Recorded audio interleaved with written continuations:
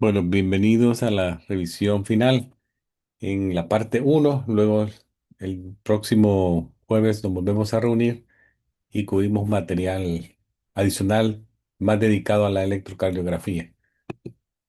Esta noche vamos a revisar algunos temas generales. Pueden participar. La modalidad de respuesta son preguntas múltiples. También hay para encontrar letras con conceptos que vimos durante las 3 semanas anteriores. Así que siéntense en libertad de participar. Ujú. Algo que ustedes van a hacer muy frecuente en la clínica cuando ya comiencen a trabajar son punciones capilares en los dedos. Entonces eso se logra con con las agujas que se les van a hacer accesibles a ustedes. También los aparatos son diferentes dependiendo de la clínica. Van a tener diferentes máquinas de medición de glucosa. Luego van a tener las tiritas con los reactivos químicos para hacer la muestra y las lancetas y todo el equipo adicional como alcohol para limpiar la zona y luego la curita. Entonces esto es muy importante. Lo vamos a revisar así de manera general, cómo hacer una muestreo de glucosa en la clínica.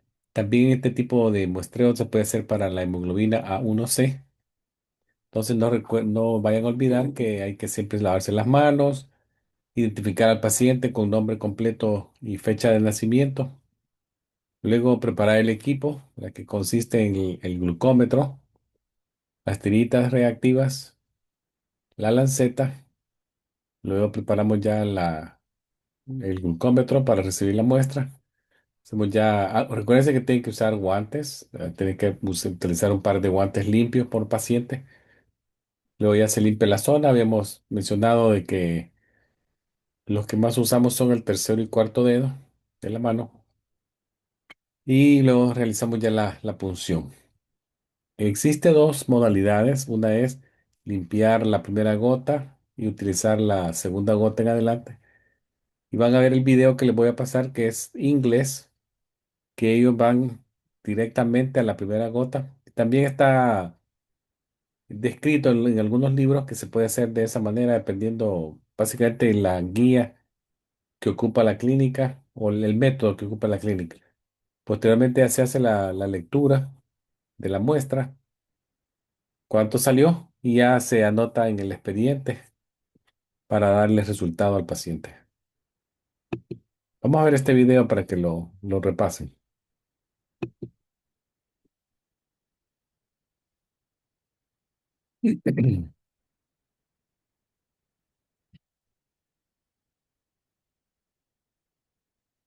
Hi, my name's Simon. I'm one of the final year medical students. Can I just check your name and age, please? Yeah, it's Andrew and I'm 25. Nice to meet you, Angie. So today I'd like to check a blood sugar reading, if that's okay. That'll involve me taking a small blood sample from the end of your fingertip. Does that sound all right? Yeah, that's fine. Then could I just ask you to go and wash your hands quickly with some soap and water, please? Okay. Whilst you wash your hands, I'll just assemble my equipment. Preparación del equipo.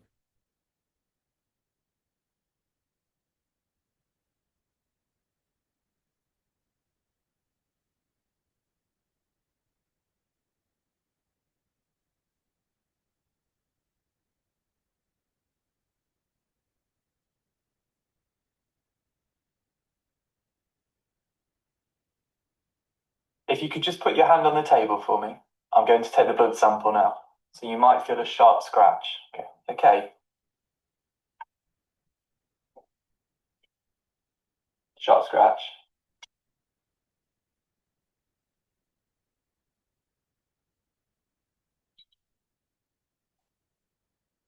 Just pinch your finger together for me.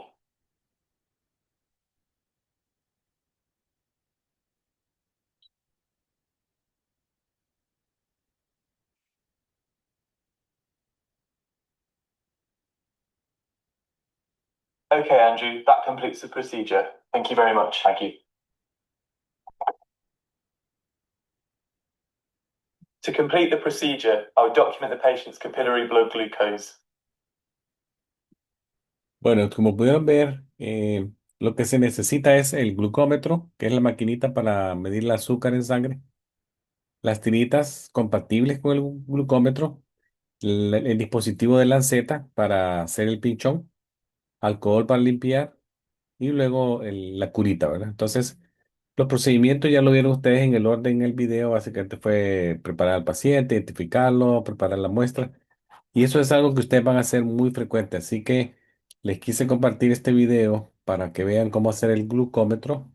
Y también hay otra modalidad de hacer la hemoglobina A1C.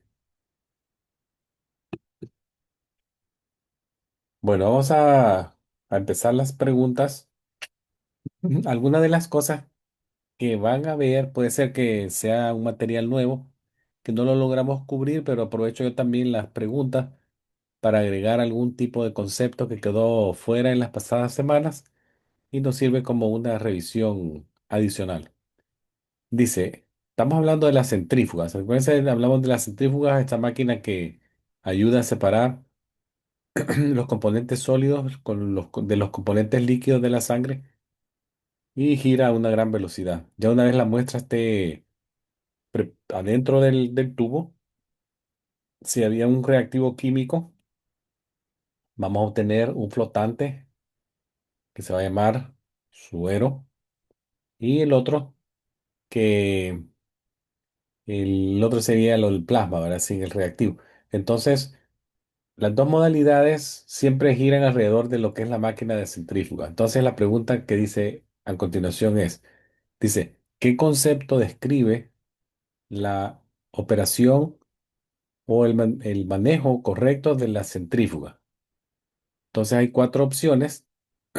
Quiero que las lean. Están en inglés, porque el examen de usted va a venir en inglés, pero en cualquier momento yo les puedo ayudar en la traducción. Pero como práctica, lean las preguntas. Yo se las voy a también a leer. Y luego las opciones del uno, 2, 3, 4 y escojan la que mejor quede para la respuesta en cuestión.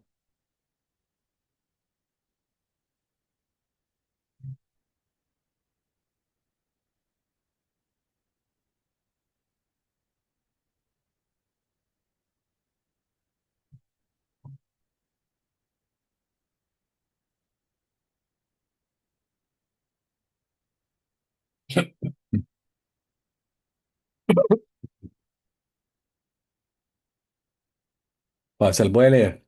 Dice la uno, un concepto correcto. Según esto, pues, dice centrifugar el suero, el espécimen de suero antes de que se coagule. Dos, dice, nunca centrifugar ambos, ni los especímenes de suero o plasma en la misma centrífuga. Tres, colocar tubos de igual tamaño y volumen en posiciones opuestas uno del otro. Cuatro, remover el stopper. El stopper es el extremo de color antes de colocarlos en las centrífugas. ¿Cuál creen ustedes que podría ser un concepto correcto al manejo de? Sí, diga, Pamela.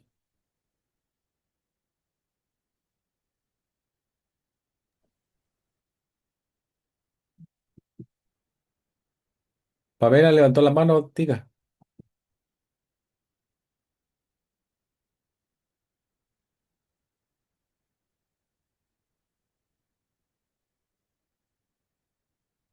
Si quieren participar, abren el micrófono para poderlos escuchar. Tres, con Oh, tubos el del mismo 3, el tamaño. 3. Ok, sí, sí, pero básicamente esa era la respuesta. Colocar los tubos de igual tamaño y volumen en posiciones opuestas. Lo que uno básicamente aquí quiere es balancear el peso de la centrífuga. Y aquí hay algunos ejemplos que le ponen del 1 al 8. Los ejemplos, cuando se ponen tubos en posiciones opuestas para balancear el centrífuga. Y ahí va uno colocándolos en diferentes opciones. En algunos casos que los números llegasen a ser como impares en el número de tubos, Ya los laboratorios tienen unos tubos con agua que simulan solamente el volumen de sangre para equilibrar el peso de los otros. Lo que se quiere es que sea una centrífuga balanceada, homogénea en peso y que no vaya a vibrar a la hora de la vuelta. Luego ya el tiempo de centrífuga son automáticos. Ya ellos verán qué número de minutos le ponen, 10, 15 minutos o menos, dependiendo el manejo local de la centrífuga. Como pueden ver acá, cuando ya se formó un coágulo, lo que vamos a obtener es suero y cuando no se forma un coágulo porque se le agregó un químico a a la sangre durante la colecta de sangre en ese tubo, vamos a obtener plasma. Ahora, póngale nombre a cada una de estas letras. Está la A, B, C y D. Traten de mover estas letras a las zonas que correspondan y las vamos a ir viendo todos juntos. Por ejemplo, la A, ¿cómo se llama esas venas? ¿Y dónde las pondrían acá en este extremo acá?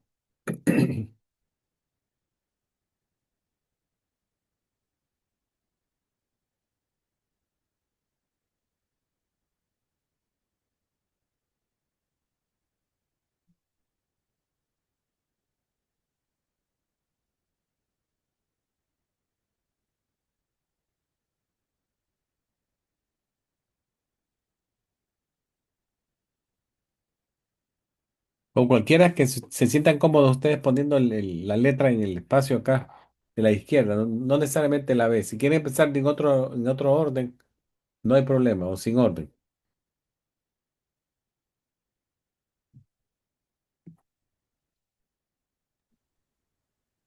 Doctor, yo creo que la A es la dorsal metacarpal vein. Ok, entonces pondríamos la A acá, ¿verdad? Ok, la A iría en la vena dorsal metacarpales, luego la B, La B, dorsal digital veins. dorsal digital vein, luego la C, ¿cuál sería? ¿Cuál? Oh, cefálica, vi, ¿qué dijo? Sí, ok, cefálica, la pondríamos acá. Y luego la que quedó fue la basílica acá arriba, ¿verdad? Entonces, cuando ya le vemos los nombres, creo que contestaron correcto todos. Dorsal metacarpal es la zona de la mano en la parte posterior, que son bien visibles porque están bien superficiales, bien fácil de ver. Luego tenemos las digitales dorsales, que son las que van hacia los dedos. Luego la C, que sería la cefálica, ¿verdad? En la zona de la muñeca, y luego la basílica en la zona de la muñeca, pero en la zona medial de la muñeca, que sería más o menos para acá. Cuando tengamos que hacer una flebotomía y necesitamos utilizar un acceso en la mano, las únicas que podemos tomar son las AVE, la dorsal metacarpal de la mano, las venas. No podríamos usar los dedos, las digitales dorsales, ni las zonas de la muñeca. Acá estamos viendo una canalización de una del dorsal metacarpal con una aguja número 25 en alas de mariposa y ya se puede ver en el tubo acá que está colectando la sangre hacia el tubo.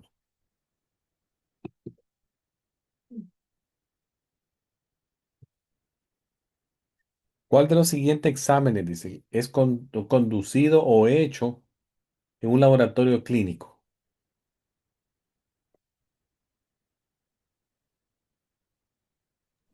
La B, doctor.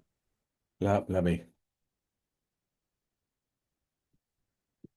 Sí, ¿verdad? Sería el CBC, que sería lo que se llama el examen de cuenta completa de sangre. Este examen es de mucha frecuencia en los hospitales y en las clínicas. Tanto es así que en algunos hospitales, si los de rutina, así de que todos los días, cajoneros, como les dicen, que se los van a mandar a los pacientes, es el CBC y el CMP, el CMP. Ese es el Metabolic Panel, el Complete Metabolic Panel y el CBC, que es la cuenta completa de sangre. Son los dos que más frecuentemente se usan como así de rutina. Si el paciente necesita adicionales, se le puede agregar ProBNP, Troponin, todo lo que necesite el paciente para sacar más información derivada de la estancia de ese paciente en un hospital. Entonces, el CBC lo que va a reportar posteriormente son las células rojas de la sangre. Ahí tenemos la hemoglobina, el hematócrito y todas las medidas derivadas de ello, ¿verdad? Que está el CMB, CHC, todo eso. Y luego tenemos también va a informar de lo que son las células blancas de la sangre en sus diferenciales, monocitos, linfocitos, neutrófilos, todo eso. Y también van a informar sobre el número de plaquetas y algunos detalles de su tamaño. Entre ellos está el MPB, que tiene que ver con tamaño de las plaquetas. Entonces ese es el frecuentemente o comúnmente dejado en los hospitales CBC. Ahora, dice esta pregunta. El asistente médico se le pide que saque sangre a un paciente y los exámenes que dice la orden son PT, CBC y glucosa en ayunas. Tiempo de protrombina, cuenta completa de sangre y glucosa o azúcar en ayunas.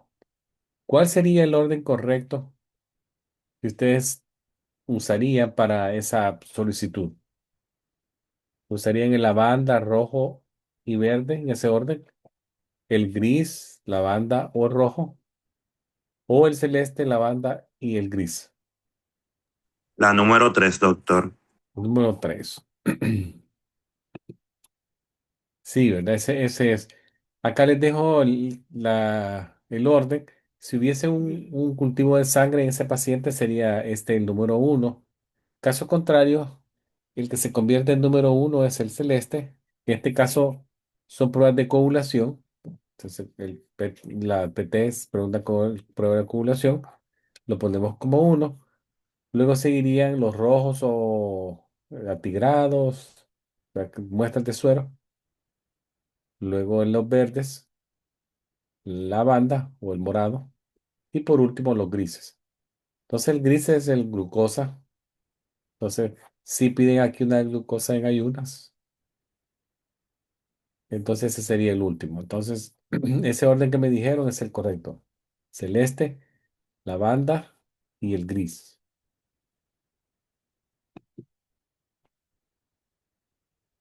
Un término que se utiliza para describir cuando una muestra de sangre se observa que los glóbulos rojos o células rojas de la sangre se rompieron algunas de ellas. ¿Cómo qué decimos? Oh, esta muestra se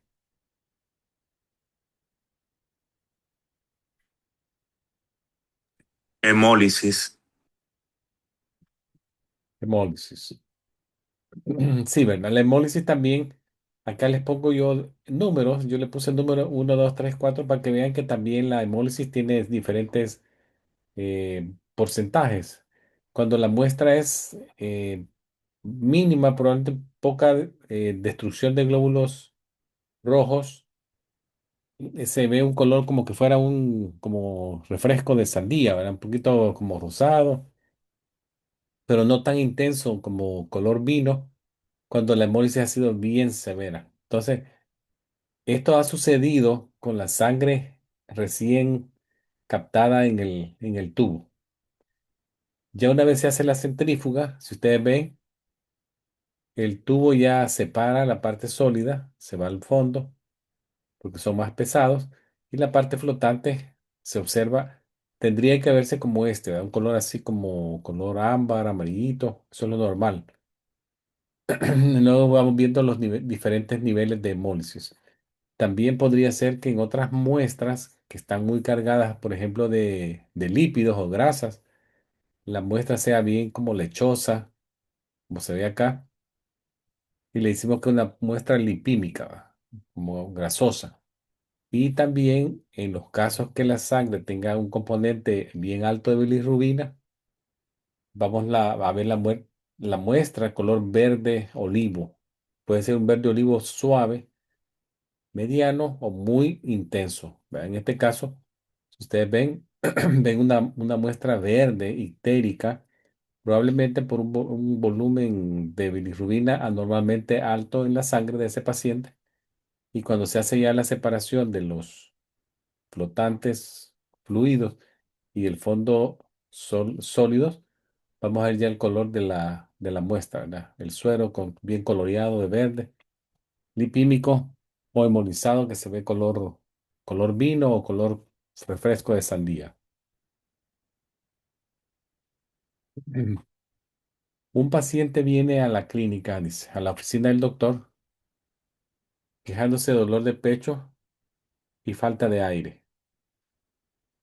¿Qué posición es la mejor que le puede ayudar a este paciente a respirar un poco mejor?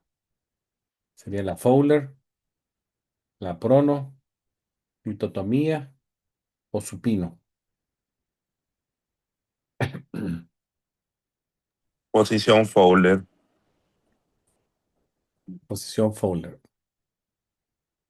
que sería en este caso una posición supina, ¿verdad? Porque está viendo al frente. Pero en este caso la opción de supina no nos daba mucha información porque solo dice viendo al frente. No sabemos si está plano en una cama viendo hacia arriba al frente o tiene algún ángulo el respaldo. Entonces la posición Fowler, que es la que estamos viendo en la parte inferior de este dibujo, es una posición en la cual la cabeza del paciente es elevada entre 60 a 90 grados. En este caso, en este dibujo estamos viendo que está más o menos un 65 grados de respaldo. Si la colocaran justo así recta, serían 90 grados. Entonces, cualquier ángulo entre 60 y 90, nosotros lo describimos como Fowler, ¿ya? Con las piernas un poquito también elevadas, un poquito de flexión acá. ¿Ven? La semi-Fowler, que es la que vimos la otra vez, para los pacientes que le toman los electros, es una posición también en la cual el paciente típicamente lo vamos a ver en un hospital, en un hogar de adulto mayor, en una posición con su espalda, ¿verdad? Recostada en la cama, su cabeza y tronco elevado más o menos a un ángulo de 15 a 45 grados de respaldo, aunque lo más frecuentemente en hospitales es verlo a 30 grados. Esta foto que está acá, o perdón, el dibujo, sería una semifowler, aproximadamente a unos 30 grados. Y es la que utilizamos comúnmente para tomar un electrocardiograma. La otra prono, básicamente boca abajo. La litotomía es una posición de ginecología y la supina solamente es viendo al frente. El propósito principal, dice, del equipo de protección personal es, ¿por qué uso yo equipo de protección personal?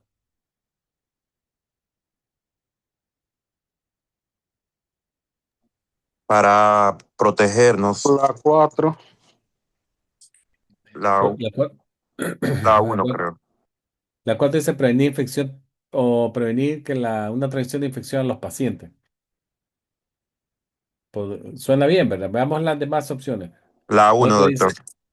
la uno dice proveer al empleado una barrera contra infección, verme mejor en mi apariencia, verme más profesional con el equipo de protección personal o proteger mi ropa de calle. Vamos a ver. Básicamente es proteger al empleado. Recuerden que el equipo de protección personal es una guía que se utiliza de la OSHA para proteger al empleado. Entonces, el equipo de protección personal protege al empleado contra el riesgo de infección en el lugar de trabajo. Es básicamente su salud protegiéndose. Incluyen varias capas de protección. Si ustedes ven acá a la derecha, van a ver que incluye, por ejemplo, protección de mis manos, utilizando guantes que pueden ser guantes limpios o estériles, dependiendo, pero la mayoría de veces son guantes limpios, no necesariamente estériles. Un gabachón que puede protegerme toda mi ropa, Luego tenemos ahí protección también de la cabeza, del pelo, todo eso. Protección de los ojos, mascarillas. En algunos casos puede haber un pantalón por abajo y los zapateras, ¿verdad? Entonces, puede incluir diferentes eh, barreras de protección con el único objetivo es de que el empleado se sienta protegido y trate de romper la cadena de infección que vimos el otro día.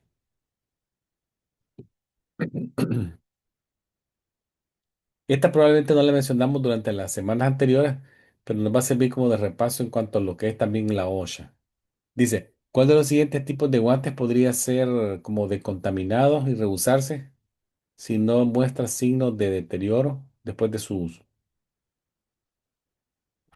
Los guantes desechables, los estériles, los de utility. Utility son como de uso general o los de examen. Yo supongo que la vela de utility. Utility. Correcto, esa es verdad. Los de utility son los que usan los empleados que están haciendo como trabajo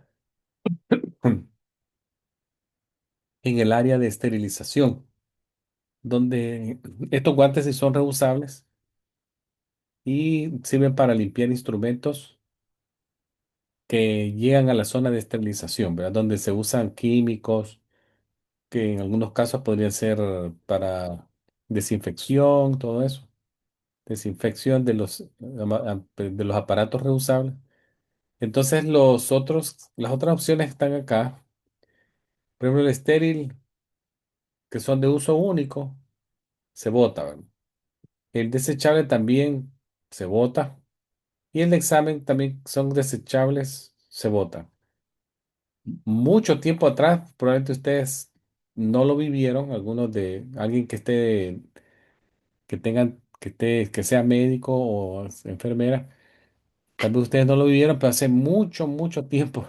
Estamos hablando probablemente del finales de los 80.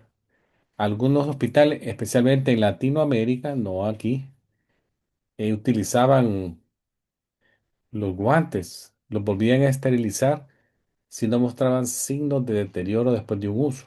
Los lavaban y los pasaban a esterilización, pero le estoy hablando de muchos años atrás y era una rutina hacerlo, ¿verdad? Pero posteriormente, cuando ya hubo más facilidad para los hospitales de comprar guantes a menor costo, probablemente ya empezaron a ser de uso único y descartables. O sea, son situaciones que la vida ha ido cambiando, la medicina va cambiando y la forma de tratar al paciente y a los empleados va cambiando. Por eso se va haciendo ya un mundo más rápido y con más precaución en cuanto a la transmisión de infecciones.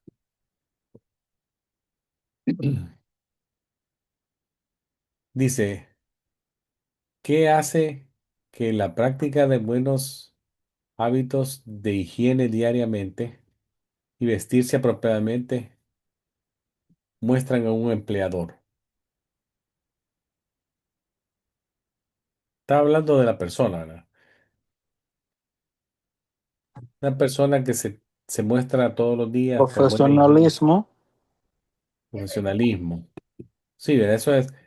Acuérdense que les dije yo que las capas de profesionalismo incluyen desde la forma de verse, como yo me presento al público, al cliente, en este caso el cliente el paciente, transmite confianza en él cuando me ve bien vestido, bien presentable, porque ahí gana la confianza visual, ¿verdad? Uno al principio, que es la que probablemente abre la primera puerta al paciente, ¿verdad?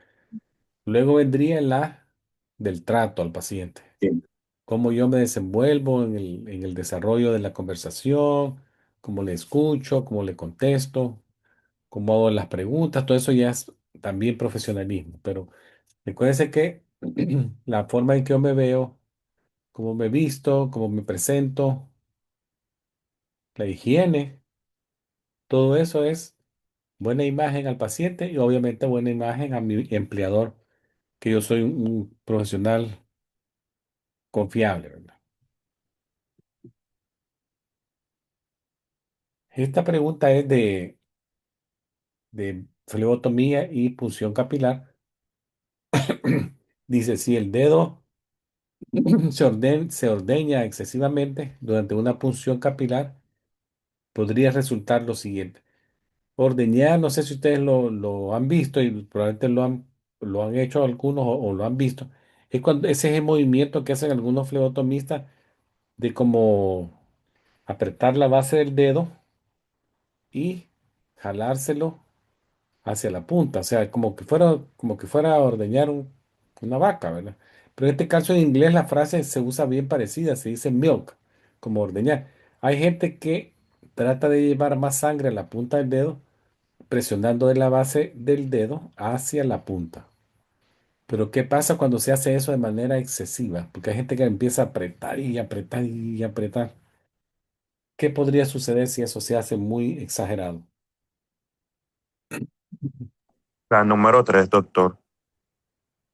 La número 3. Sí, ve, ahí ya hay estudios de esto, que se ha visto que si se hace un ordeño del dedo de manera excesiva, se podría aumentar las posibilidades de hemólisis y vamos a ver lo que vimos anteriormente. Claro, en este caso, la punción capilar no colecta mucha sangre, es poca sangre, pero podemos igualmente destruir un glóbulo rojo por ese mecanismo de presión, ¿verdad? También podremos provocar una contaminación de la muestra con tejido líquido intersticial en la zona de la punción. Entonces, si se va a hacer, se podría hacer, pero uno o dos veces y ya, ¿verdad? Luego mantener una presión sostenida, como se ve en la foto. ¿Verdad? Se ha detenido ahí la flebotomista y podría ser una presión sostenida hasta que se colecta la muestra para procesarla. Ahora dice este, ¿cuál músculo es utilizado para una inyección de una vacuna de la influenza?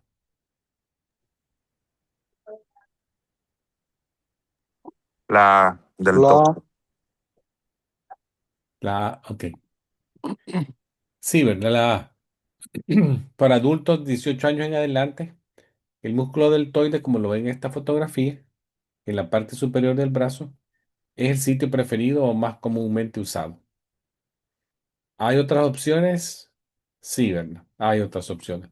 Podríamos tener el músculo vastus lateralis en el muslo, en la pierna alta, y también podríamos utilizar otras áreas, pero no para este tipo de inyección, ¿verdad? Pero la gente, los que más comúnmente usa son el deltoides, la región glútea y los vastos laterales en el muslo, ¿verdad?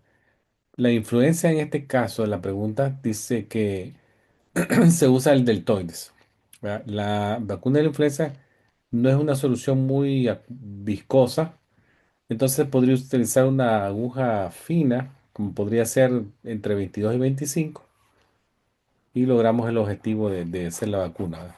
Y si ustedes ven, está entrando a 90 grados de ángulo la aguja, que sería una punción de tipo intramuscular. Vamos a cambiarnos a esta pregunta. Dice, la, la orina recomendada para muestra de para un muestreo para prueba de embarazo es, ¿cuál cree usted que es la mejor? La 2.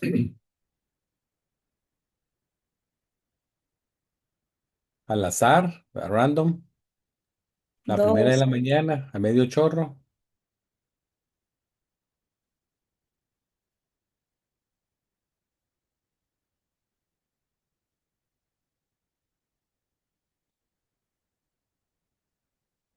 Doctor, la Para la primera. compañera dijo la 2.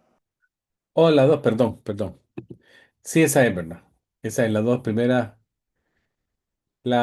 Esta que se usa aquí al azar es la que comúnmente se utiliza en las clínicas.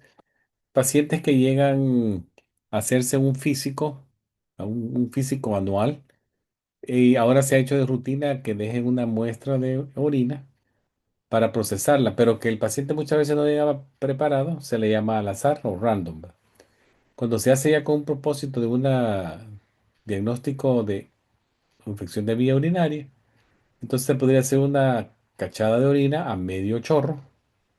Y luego tenemos la que lleva tiempo, que es la que se conoce como 24 horas de colección de orina, que se utiliza para hacer cálculos como creatinina, depuraciones en 24 horas, todo eso, y para analizar patologías del riñón.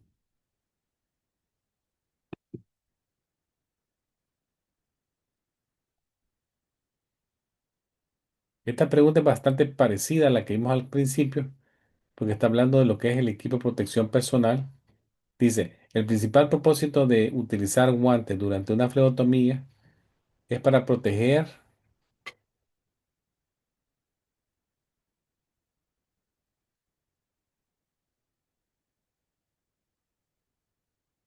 La 4, doctor.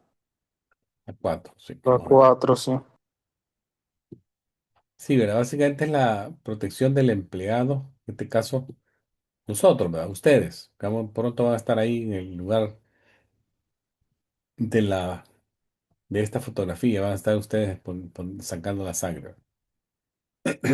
Si ustedes ven, ya tomando esta foto como referencia, si ustedes ven el torniquete puesto más o menos 3 4 pulgadas del sitio de la punción, entrando la aguja más o menos entre 15 y 30 grados de ángulo. El torniquete tiene que ser alado con una sola mano. O sea, hay varios criterios que siempre prestenle atención, que son bien interesantes cuando uno ve una fotografía y dice uno, ¿esa fotografía realmente fue tomada para dar un ejemplo o solamente la tomaron sin poner mucha atención? En algunos casos, algunas fotografías se les logra observar algunos errores que les han tomado un poquito así sin cuidado y deja pasar algunos errores en la muestra de la foto. El mejor lugar para la entrevista de un paciente es, ¿cuál creen ustedes?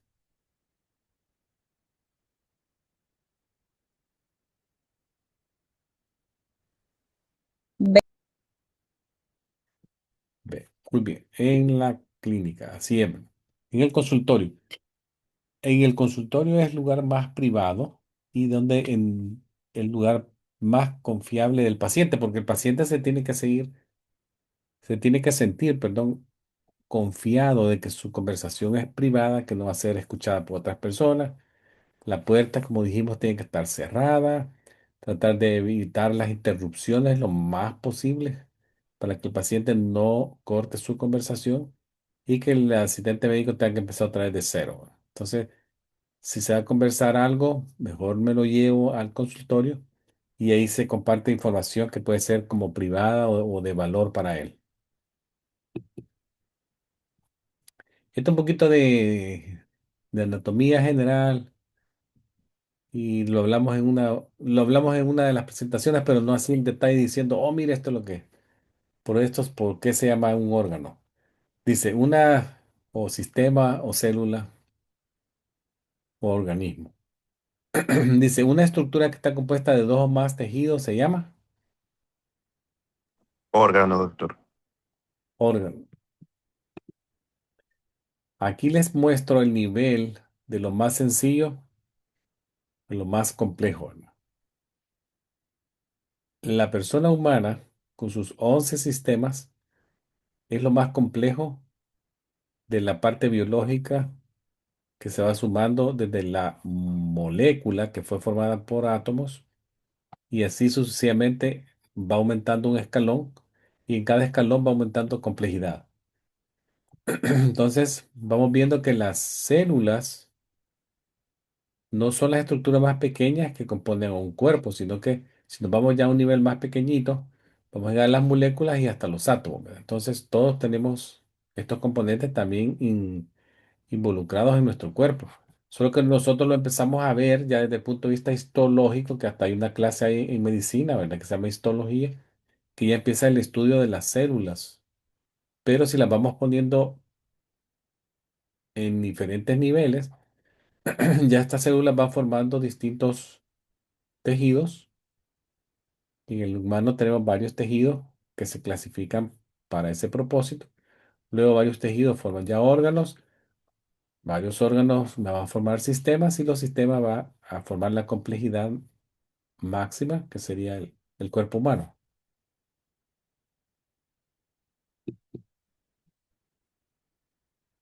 La unidad estructural más pequeña del sistema nervioso es el Neurona. neurona, ¿verdad? Sí. También recuerden que la neurona es la unidad más básica estructural y la unión de ellas ya forman los nervios, ¿verdad?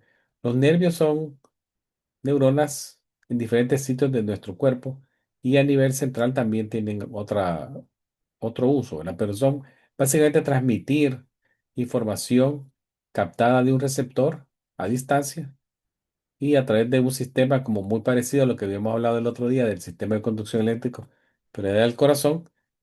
Este sistema sería sistema de conducción eléctrico neurológico. Entonces, cuando ya el sistema nervioso central, que está compuesto por el cerebro, la médula espinal y todo lo que salga de ellos ya se considera como periférico.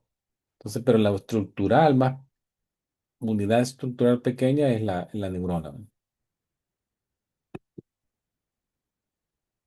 El pulso o el sitio de pulso utilizado para la medición de la presión arterial en el antebrazo lo conocemos como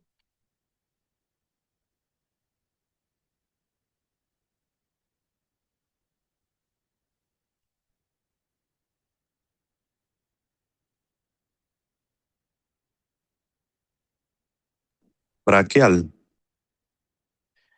braquial. Sí, ¿verdad? Braquial o brazo, así. Entonces, eh, esta foto que les pongo yo ahí era del video que vieron el otro día y siempre es bueno palpar la zona, la fosa antecubital en la parte medial y poner la campana del estetoscopio sobre ella, ¿verdad? Es que ahí vamos a escuchar el sonido de los Korokov que habíamos dicho, cuando se hace la insuflación del manguito y luego se empieza a desinflar y ya logramos obtener el primer sonido que lo catalogamos como sistólico y sigue oyéndose los Korokov hasta el momento del silencio, primer momento de silencio, ahí lo tomamos como diastólico. Entonces, esta zona también es bien importante que por acá pasa la vena cefálica, la cual se pide que no se vaya a tomar porque un pinchón podría haber un sangrado y formar un compartimiento, un hematoma compartimental y presionarme el nervio mediano que viene en esta área, ¿verdad? Ahora, vean esto que es es lo de la HIPAA. Dice, la hoja de información del paciente contiene,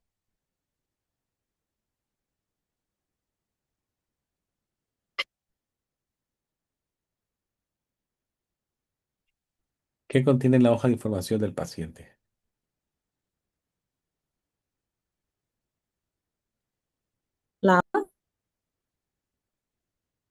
La La uno me dijo. sí, Ok. Esta pregunta, tengo que ser sincero que un poco podría ser con truco, porque es bien general, bien genérica, ¿verdad? Entonces, la hoja de información del paciente en la parte general, porque yo les he tratado de poner preguntas tal como a veces las ven en los exámenes y no les modifico yo mucho porque no quiero que ayudarles poniéndosela un poquito más fácil, sino que así preguntas bien directas se las dejo. Pero la información del paciente general es donde está su información personal, que podría ser su nombre completo, su fecha de nacimiento, algunos datos relacionados a él personal, por ejemplo, que su esposo o quién es el responsable de un caso de una emergencia, es también una hoja de información, y la información de su seguro. La otra información que aparecen aquí como opciones no están en la información del paciente, sino son parte de la historia clínica ya, la parte clínica, donde ustedes van a probablemente más funcionar, que ya está la historia pasada médica, las alergias, los medicamentos, historia quirúrgica, todo eso lo que viene de la historia social, ya es más historia clínica, ¿verdad? Entonces son preguntas que ustedes siempre traten de revisarlas así de manera rápida, preguntándole al paciente. Yo así les pregunto muchas veces, no me voy uno por uno, pero les digo, la información médica pasada, quirúrgica, ¿ha tenido cambio desde la última vez que usted vino a esta clínica? Muchos de ellos me dicen, sí.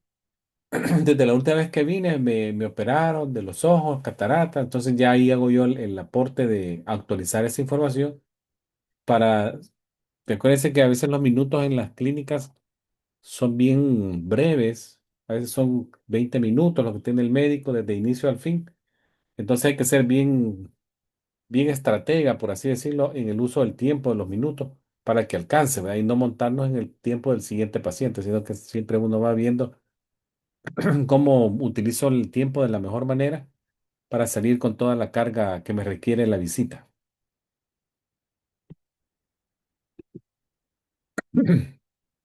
Aquí les dejo yo una hojita bien genérica que les logré encontrar para que vean alguna información general del paciente. ¿Verdad? Y básicamente son los datos generales, cómo se llama, dónde vive, información del seguro, cómo contactarlo si se necesita, algunos datos de quién tiene de emergencia. Son cosas bien generales. ¿Verdad?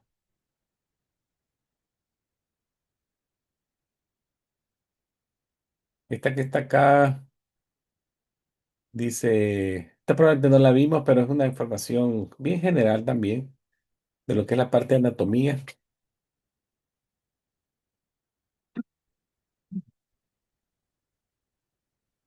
Dice los cuatro síntomas clásicos de la inflamación son, y ahí les pone el dibujito para que vean que está sosteniendo la palabra inflamación. ¿Verdad? Son como los pilares dice el enrojecimiento, que sería eritema, la inflamación, edema, el dolor. ¿Cuál crees que falta ahí para que esté parado el cuarto Calor, síntoma? doctor. La número 2. Uy, perdón, me salió color. Sí, pero era así, calor. Calor, ¿verdad? Hay un quinto que a veces lo ponen, que es pérdida de la función de la zona, ¿verdad? Cuando ya la persona se experimenta ese tipo de inflamación por una infección en una pierna, en un brazo, entonces ya entramos a la pérdida de función de esa zona, ¿verdad? Pero es el calor, el enrojecimiento, lo inflamado y el dolor, ¿verdad? Esos son los cuatro pilares de la inflamación.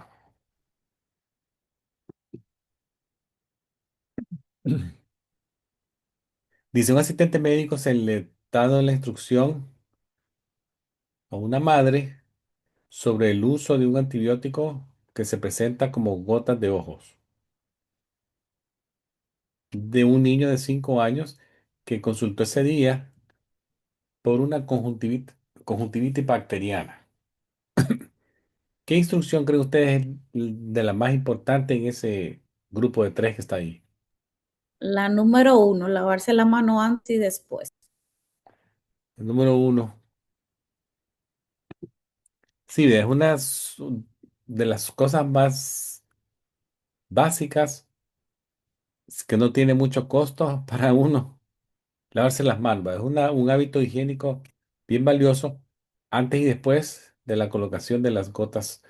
Las otras opciones tienen cierta lógica, ¿verdad? Que son obviamente acostar al niño, antes de podemos acostarlo si quisiéramos, antes de poner su gota, o si presenta información de zonas rígidas por secreciones de los ojos, utilizar unas compresas húmedas, tibias, para removerlas. Sí, pero la práctica más importante es lavarse las manos antes y después para cambiar ese hábito de no respetar lo que es la cadena de infección. Una paciente femenina y se necesita proveer una muestra limpia, de cachada limpia de orina, de un espécimen para orina.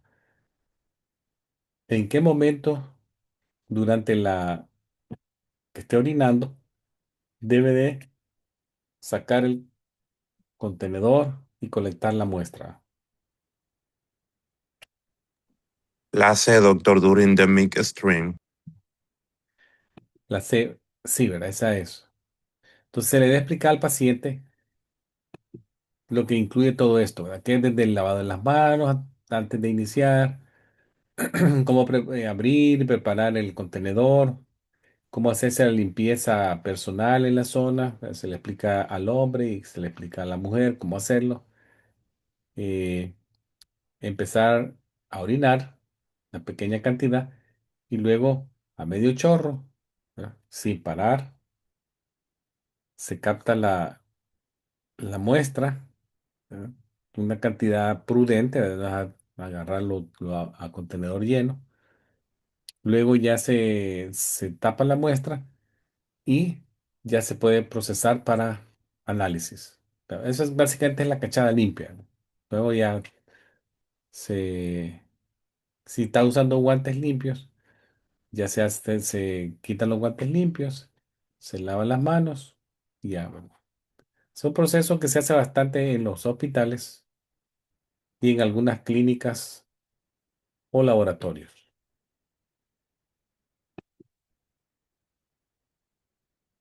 ¿Cuál de las siguientes tipos de células es esencial, dice, para que la coagulación o hemostasia ocurra en un paciente? Para que se siga el proceso de coagulación. Trombocitos. Trombocitos. Sí, esa es verdad. La coagulación también es un proceso en el cual la sangre cambia de su estado líquido a un estado más gelatinoso, formando un coágulo de sangre. Entonces, resulta en el proceso conocido como hemostasia, básicamente es una parada de las pérdidas de sangre de un vaso sanguíneo que se ha dañado, puede ser por un trauma externo, interno. Pero obviamente sí, un proceso de reparo intrínseco cuando el cuerpo lo trata de reparar de manera como lo que vimos en el video, que llegan las plaquetas, todo eso. Entonces, es un proceso bioquímico bien complejo, ¿verdad? Que participan muchas sustancias de nuestro cuerpo para provocar activaciones de las cascadas de coagulación, adherencia y agregación de las plaquetas. Entonces, es un proceso bien complejo, pero para eso se ha hecho un montón de medicamentos que se utilizan para bloquear algunos pasos de ellos y logramos hacer un poquito más fluida la sangre, ¿verdad? Tenemos ahí eh, aspirinitas, por ejemplo, el clopidogrel. Ahora han salido muchos más directos. Estaba la heparina, warfarinas. Ahora ha salido Levoquis, Eliquis, Levonox. Son un montón de medicamentos que se están usando para tratar de parar la formación de coágulos. Ahora vean esto, dice, el asistente médico entiende que el test de la piel de tuberculina utiliza qué ruta de administración.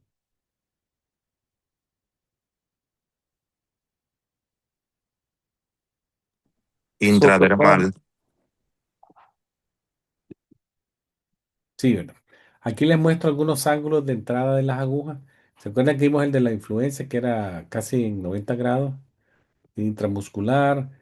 Los flebotomistas que dijimos que son un rango entre 15 y 30 grados. En esta foto se ve que es de 25, está correcto. El que entra con bien poquito ángulo de ingreso en relación a la piel es el intradérmico, lo que estábamos hablando. Lo tenemos el subcutáneo, ¿verdad? Que está como 45 grados. Entonces, ya yéndonos un poquito a la prueba de tuberculina, es una prueba que no se hace tan frecuentemente en las clínicas, pero se puede hacer. Algunas clínicas lo hacen, más aquellas clínicas que son de salud pública. En todos los estados y ciudades hay clínicas de salud pública. Y yo me recuerdo que ahí en New Jersey yo conocí una donde hacían todos los exámenes a los migrantes que llegaban de otros países y por ahí pasaban ellos tratando de encontrar como, como exámenes, especialmente en niños que están entrando a las escuelas, ¿verdad? Entonces le hacen algunas pruebas. En este caso, la tuberculina es aquella que utiliza el antebrazo izquierdo, la pone la persona el brazo, el antebrazo izquierdo en posición viendo hacia arriba. Luego se utilizan unas jeringas que son finas de 1 ml, que se conocen así como el nombre dice aquí, una jeringa tuberculina, así la conocen. Tiene una capacidad de 1 ml. Utiliza una aguja bien fina, 27, que es bien finita, y 1/4 de pulgada de aguja. Es una aguja bien pequeñita también. Además de ser fina, es pequeña en longitud, ¿verdad? Luego se administra el contenido para hacer la prueba de tuberculina, que es solamente, imagínense, un espacio de estos, 0,1, porque la tuberculina tiene la capacidad de 1 ml, entonces 0,1, y se pone justo por abajo de la epidermis, dentro de la dermis, a un ángulo bien pequeñito de ingreso de entrada de 10 grados para hacer la intradérmica. Y aquí van a ver ustedes que se forma como una ampolla, que se ve aquí en la foto. Esa ampollita se la lleva el paciente, se le pide que no se vaya a rascar, que no se vaya a rascar, y ellos regresan a las 72 horas posteriores para que se las lean. Cuando ha habido una respuesta, se pone el área roja e indurada, ¿verdad? No importa que sea el área roja bien grande, lo que se mide es la induración de la piel. Ya hay algunos criterios ya bien específicos. ¿Cuánto de induración se necesita para catalogar a alguien positivo? Ya sea 5 de induración, 10 de induración, 15 de induración. Entonces eso ya lo pasa al Departamento de Salud, a los médicos, y ellos ven qué paso siguiente se puede seguir en ese paciente, ¿verdad?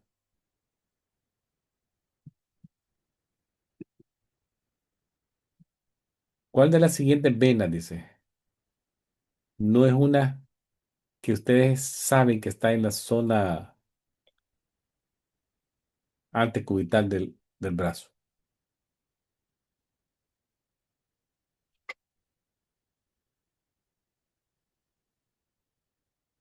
La femoral. La femoral.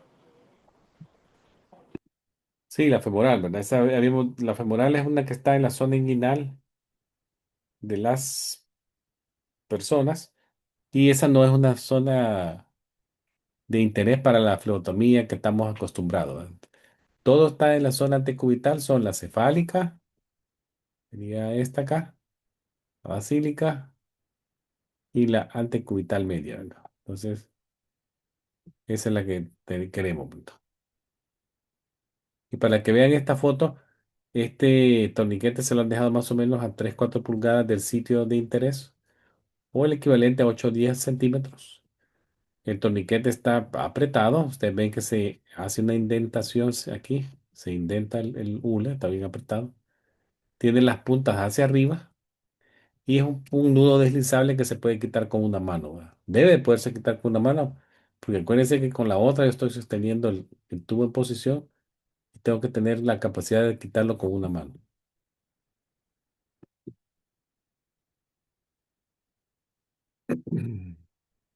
Vamos a ver, vamos a hacer dos preguntitas más, esta y otra. Dice, ¿cuál sería el gasto cardíaco normal de este paciente que ustedes le tomaron el pulso y está a 89 latidos por minuto? Haciendo un poquito de matemática, ¿cuál de esos valores es el correcto? Gasto cardíaco.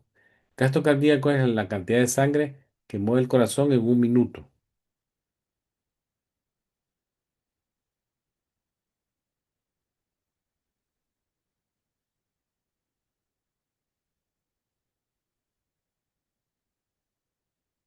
Creo que es la 2, doctor.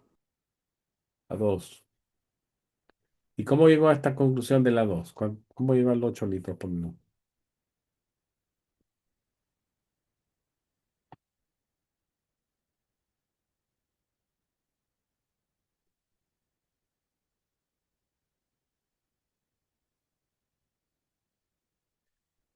Básicamente es multiplicar. El volumen latido se acepta que sea 72 ml y lo que tengo que hacer es que me está preguntando en un minuto cuánto mueve en un minuto. Entonces yo pongo cuántas veces late el corazón en un minuto. Que me están diciendo que late 89 veces en un minuto.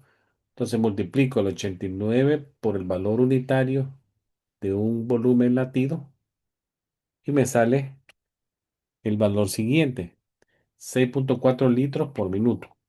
Ese sería el gasto cardíaco de ese paciente con esa frecuencia.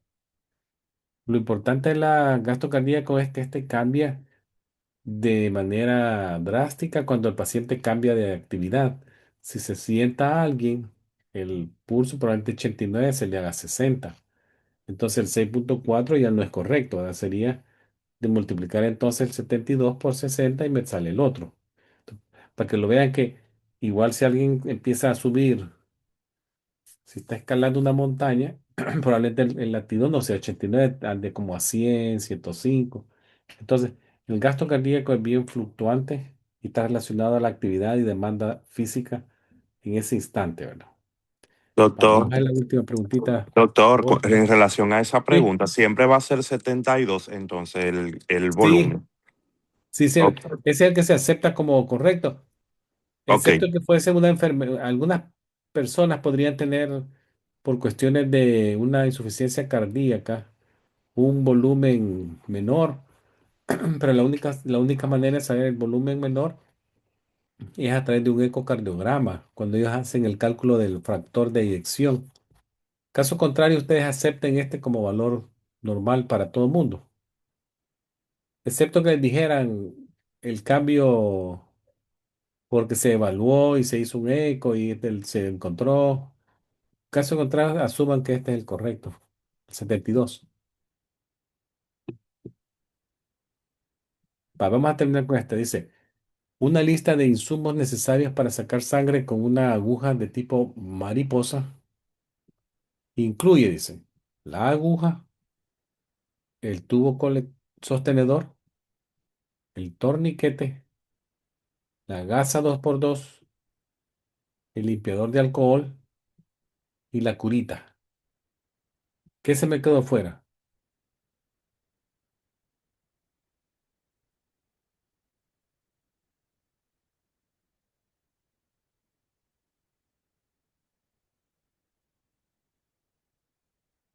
Vacutainer, ¿Cuál de todas? La Vacutainer, el tubo evacuador, sí. Ese se había quedado fuera, ¿verdad? Lo detectaron bien, muy bien. Esto puede estar en una bandeja portátil cerca de ustedes, ¿verdad? Donde van a tener realmente el material de choque, ¿verdad? Con el que van a trabajar en ese paciente, que van a ser las agujas, el tubo sostenedor. Si ustedes van viendo acá, tenemos la aguja, el tubo sostenedor, el vacutainer que dijimos, el torniquete. Ya probablemente ya limpié con alcohol. Puede necesitar, después que saque la aguja, voy a necesitar una gasita 2x2 pequeñita. Tal vez voy a necesitar también tape para cubrir la zona. Y ya, ¿verdad? Y los guantes, obviamente los guantes limpios, como lo están viendo acá. Pero que no los ponían como opción aquí en la lista, ni en las respuestas. Trabajen ustedes solo con lo que está en la opción de respuesta. Entonces, vamos a llegar hasta aquí ahora y vamos a seguir el día jueves con otras preguntas. Un poquito más enfocado el jueves, me voy a ir un poquito más hacia lo que es electrocardiograma, que ahora, si ustedes vieron, casi no pregunté de eso. Muy bien, profesor. Muchas gracias. Eh, ¿Alguna? Si no hay preguntas, seguimos el próximo jueves, profesor. El próximo jueves. Sí, doctor. Exactamente, sí, cómo no. Pues muchas gracias. Buenas noches a Buenas todos. noches a todos. Gracias. Buenas noches. Que la pasen bien. Buenas.